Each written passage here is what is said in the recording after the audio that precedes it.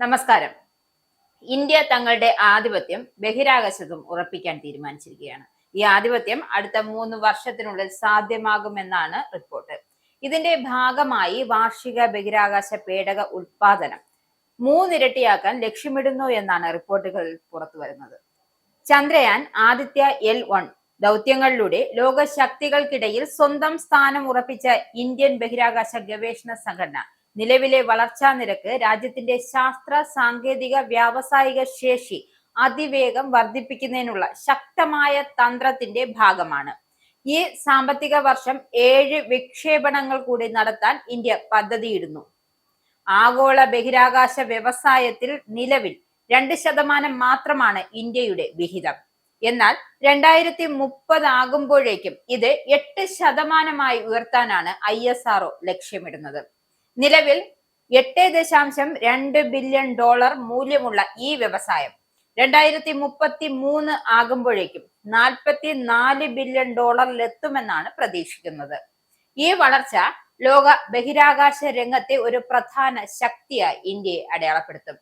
ISROയുടെ വരാനിരിക്കുന്ന വിക്ഷേപണങ്ങളിൽ ഒരു വാണിജ്യ ആശയവിനിമയ ഉപഗ്രഹവും ഉൾപ്പെടുന്നു.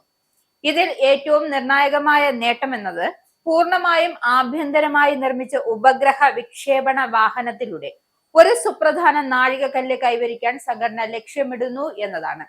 ചന്ദ്ര ദൗത്യങ്ങളുടെ ചരിത്രത്തിൽ അമേരിക്ക, റഷ്യ, ചൈന എന്നീ രാജ്യങ്ങളിൽ മാത്രം കൈവരിച്ച നേട്ടമാണ് ഇന്ത്യ ലക്ഷ്യമിടുന്നത്.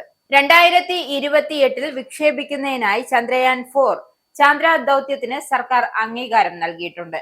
ചന്ദ്രനിൽ നിന്നും സാമ്പിളുകൾ തിരികെ കൊണ്ടുവരാൻ ലക്ഷ്യമിടുന്ന ഇന്ത്യയുടെ ഏറ്റവും സങ്കീർണമായ സംരംഭമായിരിക്കും ഇത്. നിലവിൽ അമേരിക്ക, റഷ്യ, ചൈന എന്നീ രാജ്യങ്ങൾക്ക് മാത്രമേ ഈ ശേഷിയുള്ളൂ എന്നതുകൊണ്ട് ഇത് ഇന്ത്യക്ക് ലോക ബഹിരാകാശ രംഗത്ത് അതുല്യമായ സ്ഥാനം നേടിക്കൊടുക്കും. കൂടാതെ ജപ്പാനിലെ എയ്റോസ്പേസ് എക്സ്പ്ലോറേഷൻ ഏജൻസിയുമായി ഇന്ത്യയുടെ സംയുക്ത ചന്ദ്ര ധ്രുവ പര്യവേഷണ പരിപാടി ചന്ദ്രന്റെ ദക്ഷിണ ധ്രുവത്തിന്റെ പഠനങ്ങൾ നടത്താൻ ലക്ഷ്യമിടുന്നു എന്ന് വ്യക്തമാകുന്നുണ്ട്.